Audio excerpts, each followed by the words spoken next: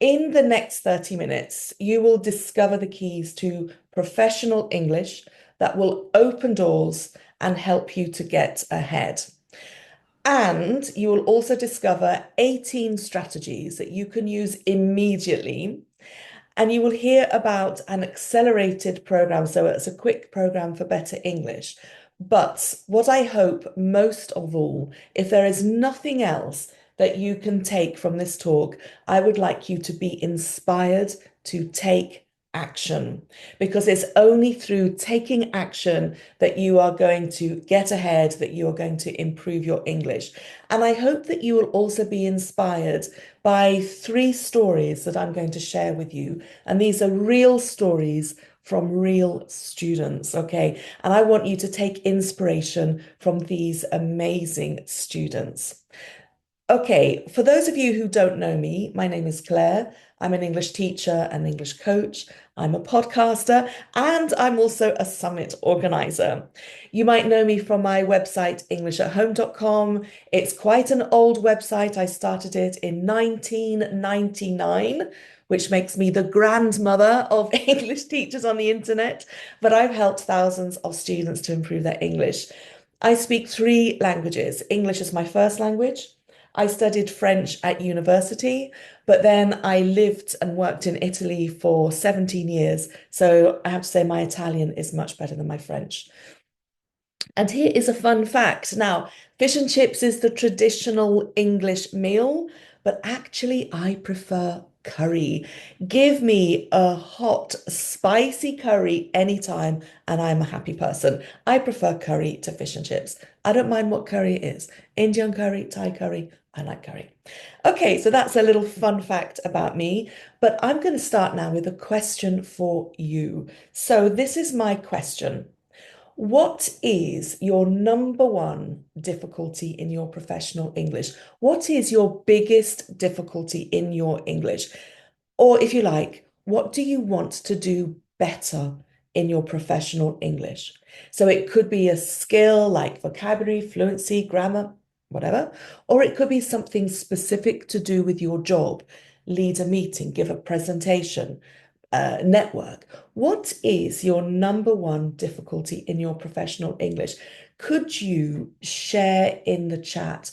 And I'm going to stop my share now so I can see what you're writing. What is your number one difficulty? Okay, I've got public speaking, I've got speaking. These are lovely, lovely ideas. Yeah, I've got more speaking, communicate with others, speaking. Perfect. All right. That's really, Marina, to be brave. Oh my word, Marina, I think you have been reading my mind. Lovely. Okay. Proficiency exam, listening and okay, listening and reading. Okay, fantastic. Thank you so much. Okay, I'm going to just go back to my slides then. This is really, really interesting that you have said that it is speaking and listening, speaking, speaking, speaking, and being brave, because this is what I think it comes down to when we talk about learning a language. I think we can look at it in a triangle. So, at the base of everything, the most important, the biggest part of the triangle is confidence. It's a confidence to open your mouth, basically. It is confidence to do anything. Without confidence, you can't really do anything. And I will talk a lot more about confidence a bit later, but I think this is the biggest thing of learning something like English. And then obviously an application like professional English. And then on top of that, we have fluency. So, in order for you to be fluent, you first need the confidence to start speaking. And then, of course, you need the practice. So, fluency comes with confidence and practice, confidence and practice.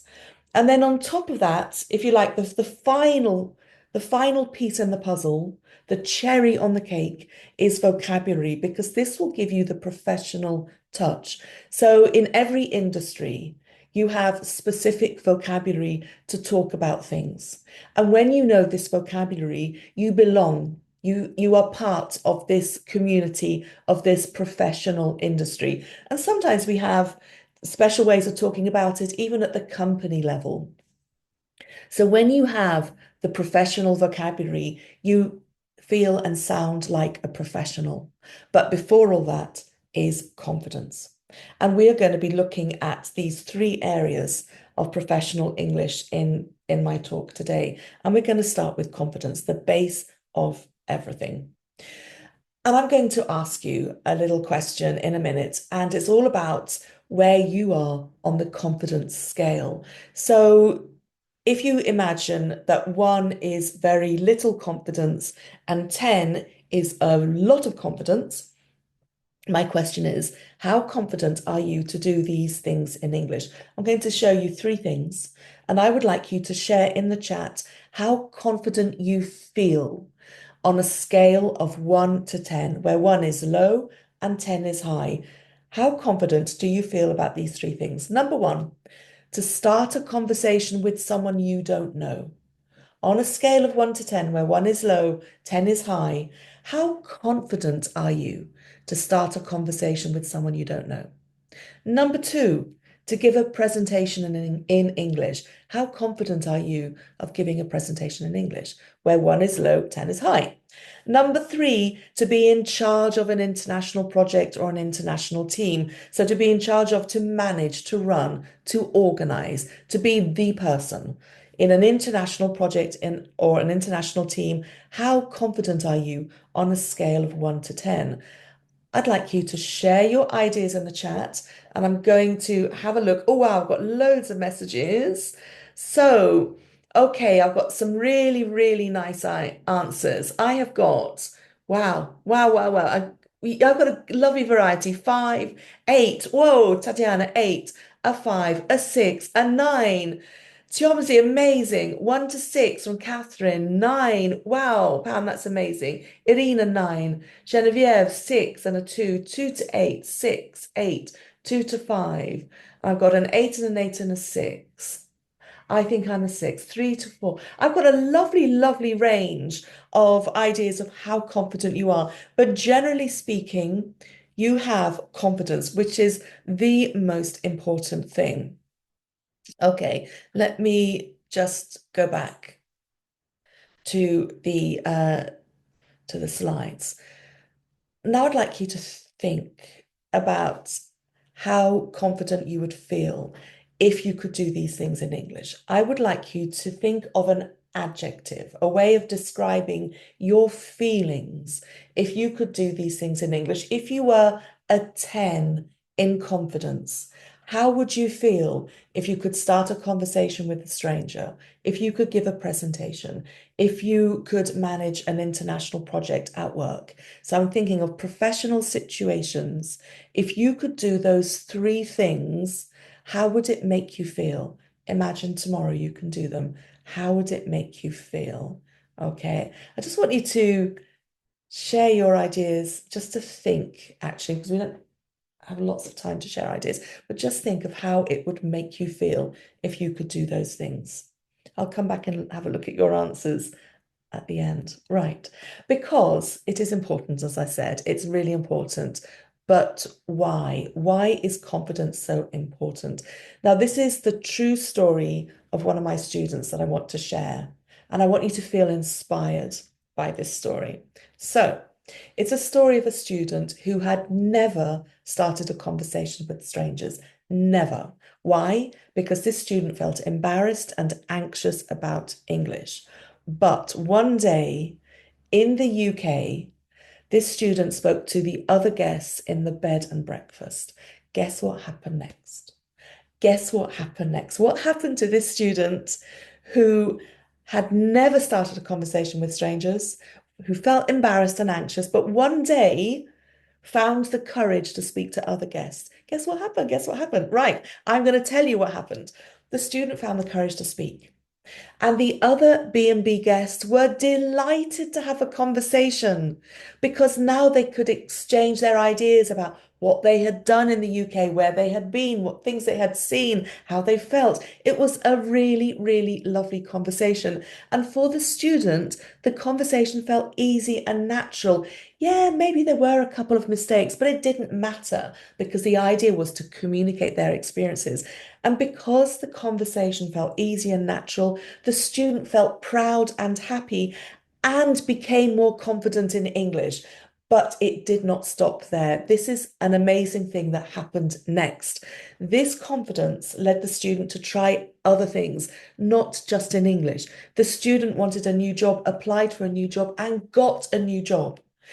The student then had to leave to go to a new country, and this led to new challenges.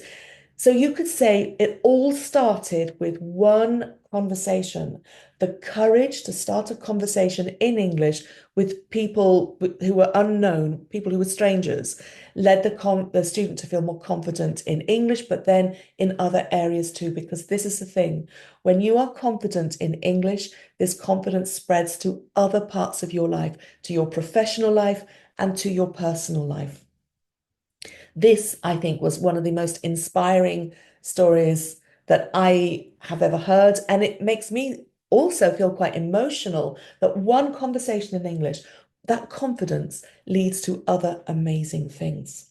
So I hope you can take inspiration from that story.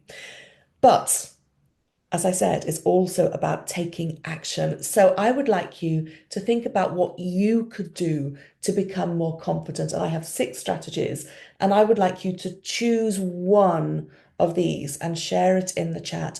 Which one of these 6 things can you do now, today, to take action to be more confident?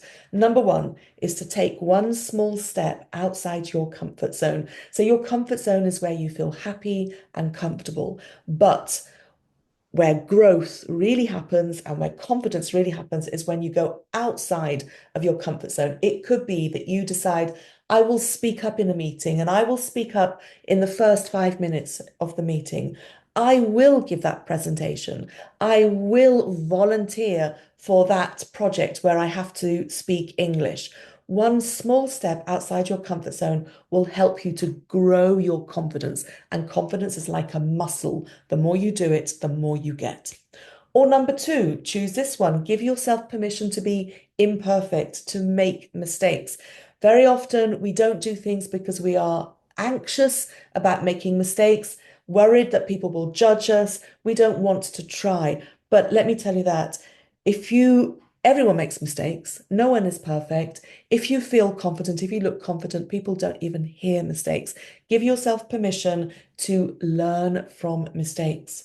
Or number 3, work on your communication skills. So you might think, okay, I'm not going to think about English. I'm going to think about being a better communicator. I want to give a great presentation. I'm going to learn presentation skills. Forget the English. I'm going to become a great presenter, a great negotiator, a great communicator, a conversation partner. You can work on managing meetings, for example, rather than worrying about your English.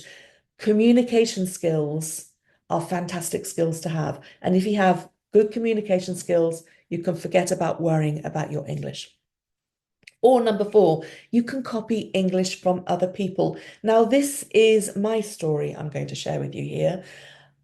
So I've told you that I went to work in Italy. When I went to Italy, I did not speak any Italian at all. I spoke French, but not Italian. And immediately I had a job in a company in Rome where I had to coordinate with various people in big companies in Italy and with our IT department, and I did not speak Italian. I had to learn Italian really fast. I did not have hours and weeks and months and years to learn Italian. I had to learn Italian immediately. So I took a shortcut, okay? I decided that what I would do is copy what my boss said. Okay, so my boss was a very smart woman and she got things done. People did what she asked them to do. So I thought, so how does my boss do these things? What are the things that Elisa does? That was her name, Elisa. How does she speak? What are her gestures? I watched her. Now, obviously, I didn't copy everything that she said and all her gestures, but I copied some because I thought if it works for Elisa, it will work for me. So go and copy English from other people because it is a shortcut to being more professional and to being more effective in your work. Number five, the strategy, focus on the physical aspects. So on your breathing. So take deep breaths rather than shallow breaths. Focus on your voice. So when you speak from your throat or your chest, your voice is automatically lower, and that gives you authority when you speak. Work on your posture. If you stand up straight, shoulders back. When you sit up straight, shoulders back, arms open rather than being closed. So when you practice your breathing and your voice and your posture, you will increase your testosterone and lower your cortisol, which is your stress hormones. A physical aspect of communication will make you feel more confident. So I should say the physical aspect of confidence makes you confident. Okay, and number six, practice every day, even 10 minutes. 10 minutes is better than nothing. So I would like you to choose now one of those six strategies, one, two, three, four, five, or six, one thing that you can start doing straight away for immediate confidence building. I'll come and have a look at your ideas in a minute, but I'm going to crack on and just say, as a reminder, when you look and sound confident, people don't listen for English mistakes. They don't even hear them. So I hope that gives you confidence immediately. Right, let's move on to fluency. And again, where are you on the fluency scale? I'm going to ask you how fluent you are in these situations where one is low and 10 is high. So three things to think about, three questions. Number one, how fluent are you? If you can, number one, speak for 30 seconds without unnatural pauses or ums. So is an or is umming and erring, or lots of pauses, the pauses that sound unnatural. So can you speak for 30 seconds without too much pausing? Number two, can you develop your ideas using sequencing and linking? So linking is a pronunciation thing, is when you link between words so that you get a flow. So it's not speak, start, start, stop, start, but you speak more naturally, fluently when one word leads into the other. Sequencing are phrases like firstly, secondly, thirdly, which help you to connect your ideas so that people can follow them. So how fluent are you there where one is low, 10 is high? Number three, how fluent are you when you can talk about something without overthinking the grammar or the vocabulary? So by overthinking, I mean you're like, oh, is that the right word? Oh, I don't know if that's the right grammar. Have I got the right tense or not? Is when you always kind of guess, am I right or am I not right? So when you don't overthink things and you just let the words come out, then you're probably going to be more fluent than if you're thinking about every single thing that you say.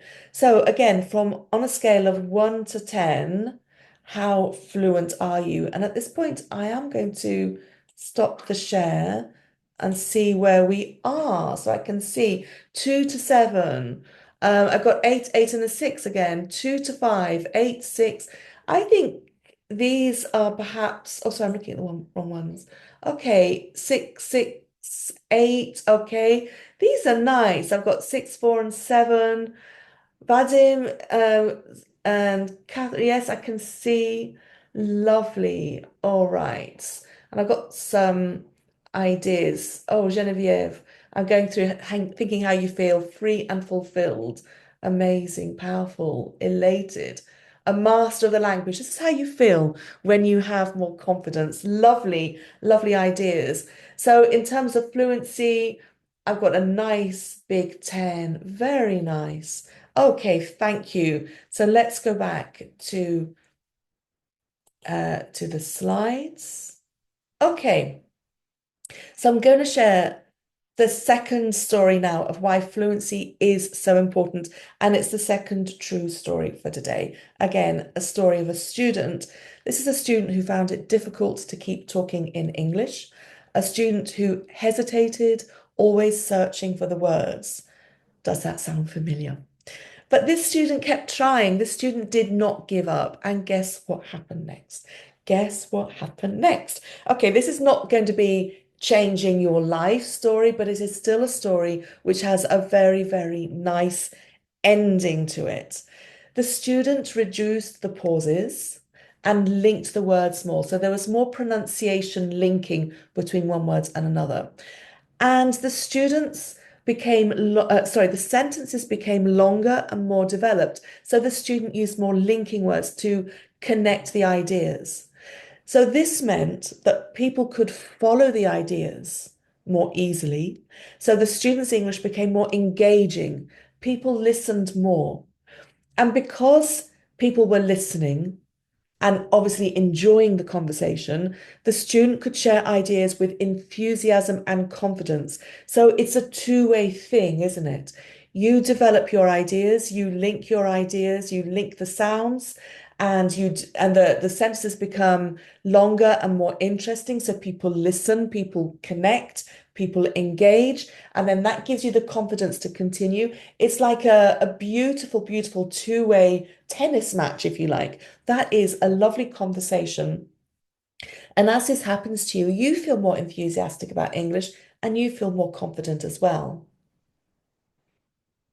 So, sorry, just taking a sip of water. My question to you is again, how would you feel if you could easily express your ideas and experiences without stress?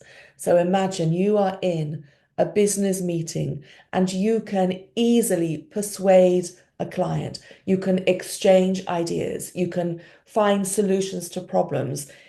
And you can share all this without stress because you can express yourself easily. You develop your ideas. People find you easy to understand and you become much more engaging. How would you feel? I'd just like you to think about that you can express your ideas without stress. So, how to take action? Here are 6 more strategies. Which of these things could you do right now to improve your professional fluency? Number 1, record yourself speaking and listen back objectively. Now, objectively is the right words here because when you record yourself speaking for the first time, you will be like, oh, I don't like my voice. It does not sound like me. But I promise you that is just temporary because when you do it more frequently, you will accept your voice and you can actually listen to your voice with objectivity. Now, when I mean objectivity, when you listen to yourself speaking, so record yourself for 1 minute only, and then listen to your recording. Where are there pauses? Where do you hesitate? Are you hesitating because of a word, because of a structure, because you're not sure about the pronunciation? Are you hesitating because you can't connect your ideas? So when you listen, think about these things and then think about how you will solve these problems. So what is the right word? What is the correct structure? What is the correct pronunciation? How can you link those two ideas together to develop your sentence? And then record yourself speaking for a second time. Listen to yourself and see how you have improved. In fact, you can hear the improvements. So recording yourself speaking on the same subject more than once in any case is great for fluency because the ideas become more common and more uh, they become easier for you because you've already said them once or twice. But also, if you act as your own teacher, you can improve your fluency because you can improve the flow, you can be more sure about the words and grammar. Number 2, repeat sentences until you feel confident about the English. So we hardly ever speak in isolated words. We speak in phrases. So when you repeat these phrases, you know how to pronounce them. They become more fluent. Now we can talk about quite simple phrases like I want to, or I need to, or I've decided to, or as far as I know, or in my opinion. All of these are very, very common phrases. And all you need to do really is to repeat them enough times so they're easy for you to say. You don't have to think about the next word. You don't have to think about where your mouth needs to be to connect the sounds. So when you repeat things, you can feel confident about them because very often fluency is down to repetition and to know the words that you're using. Number three, to learn collocations rather than individual words. So collocation is words that go together. So when you know how a word goes with the other word, you're not going to hesitate. So it's to give a presentation, for example. And when you know it's give a presentation, the next time you say presentation, you won't be thinking, what's the verb? It will be, I'd like to give a presentation. And it comes naturally and fluently. Collocations are excellent for fluency and obviously for vocabulary. They'll stop you hesitating. Number four, copy English from others. For example, is my story, or shadow. So shadowing is when you listen to someone speak and then you repeat what they say almost immediately afterwards. And that's a great exercise for fluency. Number five, listen and repeat to focus on pronunciation and linking. So listen to 2 seconds of English speaking and repeat what you say, repeat what you hear, and focus on the pronunciation of those words and on the linking, how the speaker links the ideas. And then number six, practice every day, even for 10 minutes. Okay, if you chose number six for confidence, I don't want you to choose number six again for fluency. Choose another one of these. Okay, so I'd like you to choose one of those 6 strategies for fluency. Okay, wonderful. Let's move on to vocabulary. So this is the top of our triangle, the top of our pyramid. Again, where are you in vocabulary? How easy would it be for you to do these things in English, where 1 is low, 10 is high? This is the third time I'm going to ask you to write in the chat. Here are the 3 situations. Number 1, to rephrase a conversation or a sentence using synonyms, where 1 is low, 10 is high. Number 2, to turn around a sentence so nouns become verbs or become adjectives and so on. Okay, I'll explain this. If you're not sure about this, I'll explain this in just a second. Or number 3, use your industry or job specific vocabulary confidently. So as I said, every industry has its own technical words, its own terminology. Can you use those confidently in professional situations? Okay, so where 1 is low, 10 is high. Right. Why is vocabulary so important? And this is the third true story of one of my students. It's a story of a student who used the same words all the time, just the simple or the known words. And this was frustrating for the student because it was only the same words every time, all the time. So this student started to use a few vocabulary strategies. Guess what happened next? Guess what happened next? And of course, it's going to be a happy story.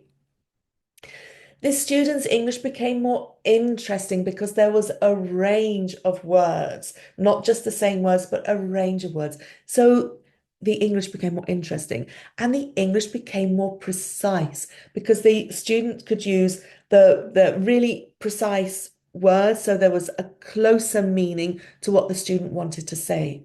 And the student became more confident. English was more fun and more of a source of pride. I would love you to feel proud of your English. And when you have more vocabulary to express yourself, you don't feel you're using the same basic ideas, the same basic words all the time, then it makes you more confident. You feel more in control of English. You feel more, I'm sorry to use the word adult, but you feel less reduced like a child because you have a greater vocabulary with which to express yourself. And it feels good to be able to use more words than fewer. So this was how the student felt. And for me, this is a really nice result. So how can you take action with your vocabulary? Again, 6 more strategies. Number 1, to practice new vocabulary in context. This is so important.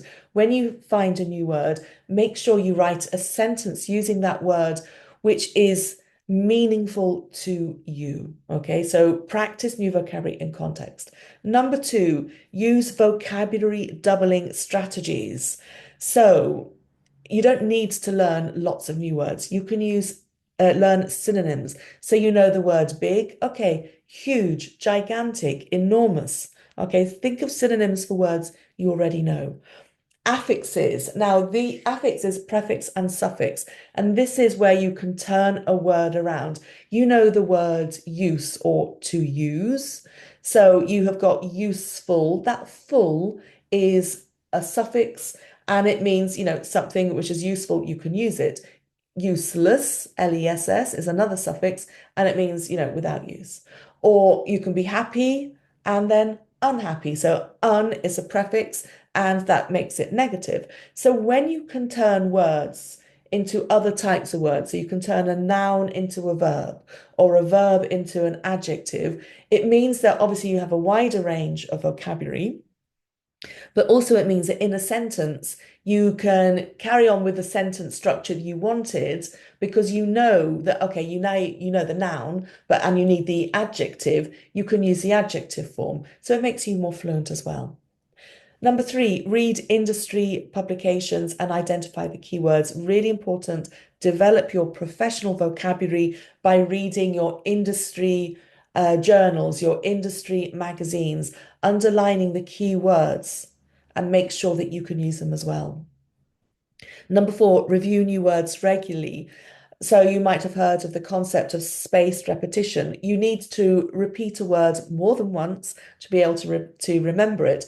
And when you have spaced repetition, it means you repeat the word at intervals. So after one day, after 1 week, after a month, and so on. So make sure you regularly review new words. Number five, learn what we call nuance. So a word isn't just a word. A word might be more formal or informal. If you started a presentation with senior level executives and say, "Hi, everybody," that hi is a little bit too informal, okay? So you need to learn when words are formal or informal. This is important when you're talking to bosses or clients and so on. And connotation. So if a word has a negative meaning, for example, so this is obviously an advanced level of vocabulary, but learning formality and learning connotation are really important in professional situations.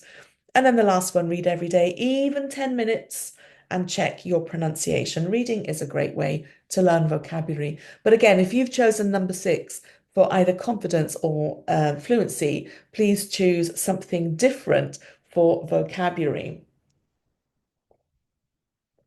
Okay, so now congratulations, because you have three action points. You have one action point for confidence, one action point for fluency, and one action point for vocabulary. So three things that you can do today to improve your professional English. Because when you improve your English, obviously you will have doors that open for you, opportunities that are yours with better English. So we all know that good English is vital for a better career. Plenty of research shows that when you have good English, you have more job promotion, you get more, you get a higher salary, if nothing else. Good English is vital for a better career. So my question then, what are the biggest challenges to getting more confident, becoming more fluent, and improving your vocabulary? We all know that good English is necessary for a better career. So, what is stopping you from getting more confident, becoming more fluent, and improving your vocabulary? What is the obstacle? So that is the thing that always makes me curious. We know that it's important. So what is stopping you? What is your biggest reason? Now, you don't need to share in the chat here because these are some of the common reasons that I see. Number one, no time. So you might think, right, to have better English, it's going to take me hours and hours, weeks and weeks, and I don't have that amount of time. It's not true, by the way, but sometimes people are worried about the time aspect. No strategy. So you might be thinking, well, yeah, I need better English, but where? How do I do that? How do I improve my speaking? How do I improve my listening? How do I improve my vocabulary? What things do I need to focus on? Do I need to focus on listening to TED Talks? Do I need to go to meetups to find conversation partners? I don't know what to do and what order to do it in. Or you might think, well, something bigger has happened. And I get it, life happens. I have a new job, or I'm getting married, I'm having a baby. priorities, sometimes English is not your biggest priority, and I get that. Or, okay, I don't have a teacher. I don't have anyone to tell me this is where I'm going right. This is where I need to do the work. I don't have any feedback. Maybe you might say, right, I don't have any money. I don't have any money for a course, for a teacher. I don't have any money to go to the UK, to the US. I just don't have that possibility at the moment. Or you might think, well, actually, I don't know where to start because there is so much out there. There are millions of English teachers on the internet. There are millions of books and courses and opportunities. I just don't know where to start. Sometimes it's overwhelming. There is so much out there, what to do and where to find it. So this is where an accelerator program can help you. And I'd like you to imagine a program in two parts. The first part is a strategy session with me. This is where we look at your goals and what you want to achieve with your English, and we look at areas to work on. And then I will create for you an individual learning plan. And this is followed by all the materials you need to tweak your English for better confidence, fluency, and vocabulary. So when I say tweak, I mean to make small changes. It might be to correct these mistakes, for example, to learn that vocabulary. But a tweak is a small change. Why? Because you don't need to relearn all the grammar. You don't need to practice every sound in English, and you don't need to learn thousands of new words. Your English is good. I want you to remember that. Your English is already good. What you need now is just to tweak, make small changes, and take action. So this is really the most important thing. Take action now for better English. And imagine an accelerator program which is unique to you because everyone is different. Everyone has a different level of English. Everyone has different areas which are strong, so different areas of strength and different areas to work on. So an accelerator program is flexible. You go at your own speed, and it's also supported. So you get a second follow-up session with me. I don't just abandon you. I am here for you. And imagine an accelerator program where you get help with speaking and fluency, vocabulary development, pronunciation, and grammar and structure. So all four areas you get help with. And when you get help with all these areas, this is also where your confidence will grow as well. So in the Advanced English Accelerator, you get 4 courses with study guides. And the 4 courses are Advanced English Speaking, Advanced English Vocabulary, Advanced English Pronunciation, and the 10 Steps for Advanced English, which is a grammar course.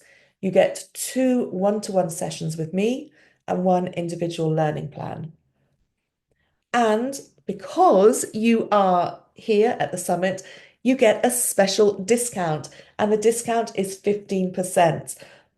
Excuse me, coughing.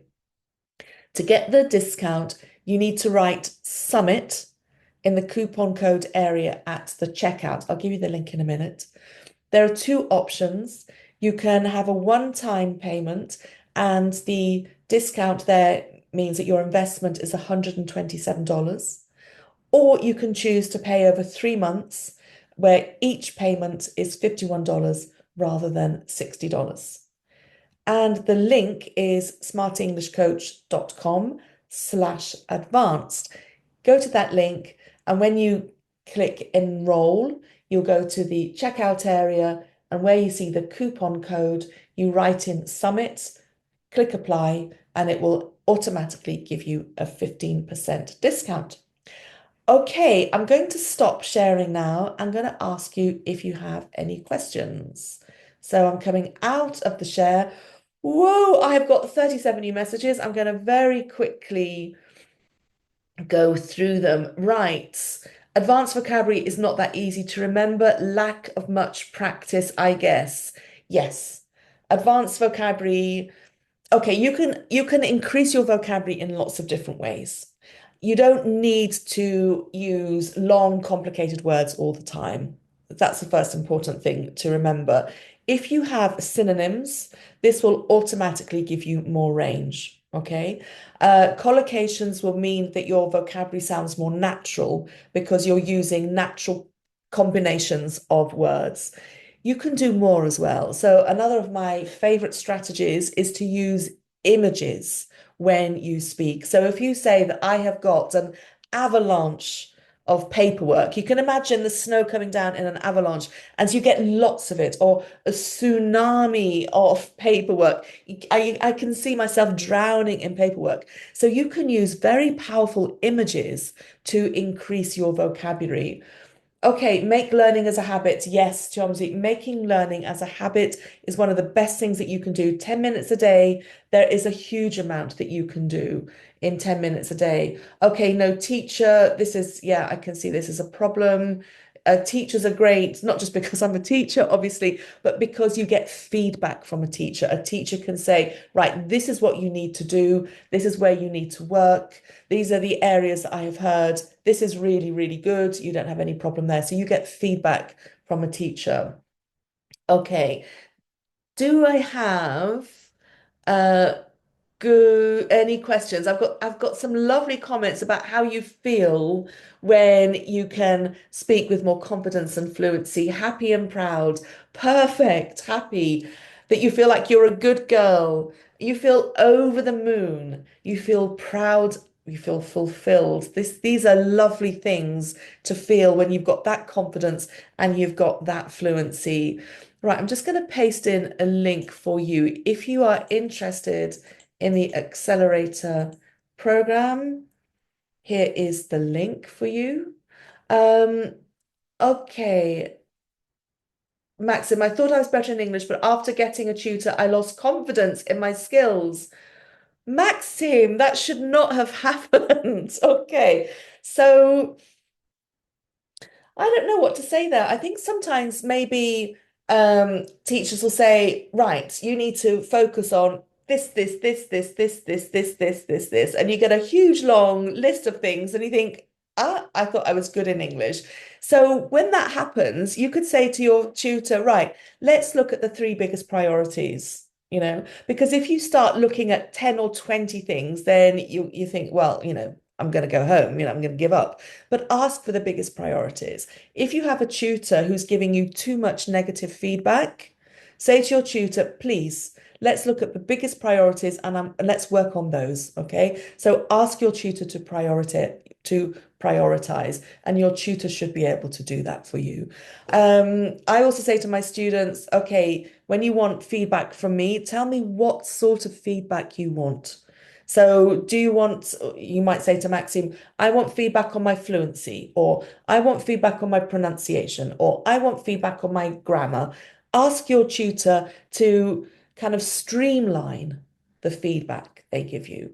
Um, and also, Maxim, and to anyone else, if you don't get on well with your tutor, change tutors. Because learning a language is a very personal thing. You need to be able to trust your tutor. You need to be able to get on well with your tutor. You need to feel that your tutor understands you. If you don't have that feeling, change tutors, really. Um, Sometimes, we don't always get on with the people we want to get on well with. So I would say, in the first place, ask your tutor to prioritize, and then if all else fails, get a second opinion. Always get a second opinion. Pan, I fully understand what others said in conversation or podcast, but it's difficult to express myself. Even in my native language, I'm like this. Yes, yes. Um, and I think, Pan, one of those things is practice again. Um, yeah, I'm glad it helped, Maxim. So often it's practice that you understand absolutely everything, but when it comes to speaking yourself, it's difficult. And I also share that. Sometimes I don't know what to say. You understand everything, but you don't get the ideas. So practice in advance, perhaps, if you know that you're going to have a conversation with your boss about, let's say, a pay rise. Practice the ideas in advance. Why are you entitled to a pay rise? What amazing things have you done in the company? How, what projects did you lead? How did you rescue a launch that went badly, and so on? So always practice and rehearse in advance. And when you do that, that gives you confidence. but also that helps you to yeah, to get used to the words that you're going to say and how the words fit together. So always rehearse, always practice. Okay, but yes, I think also when we come into it, come on, get into these sorts of areas, we're getting into the ideas, of maybe you're more naturally introverted rather than being um, extroverted. And again, that's all a way of sort of like safeguarding your energy is where you find your energy from. You might think, okay, I'm going to limit my participation to just 1 minute or 2 minutes. You can also do that if you feel sort of kind of more shy. You don't have to be the person that says everything all the time. You can be the person that listens and then asks a question. So maybe asking questions, Pan, is a way for you to feel engaged in a conversation without feeling you have to sort of like say lots. So you can be that person who asks questions. You can be that person who just limits their interaction to 1 or 2 minutes. You don't feel you have to, for example, stay at the party for 10 hours. You can limit your interaction. Michelle, I'm on the beginning of my journey and I can measure my progress. Excellent. I'm so proud to continue with you, Claire. Well, Michelle, isn't I am delighted and honored. And this is also, I need to say, it is always a journey.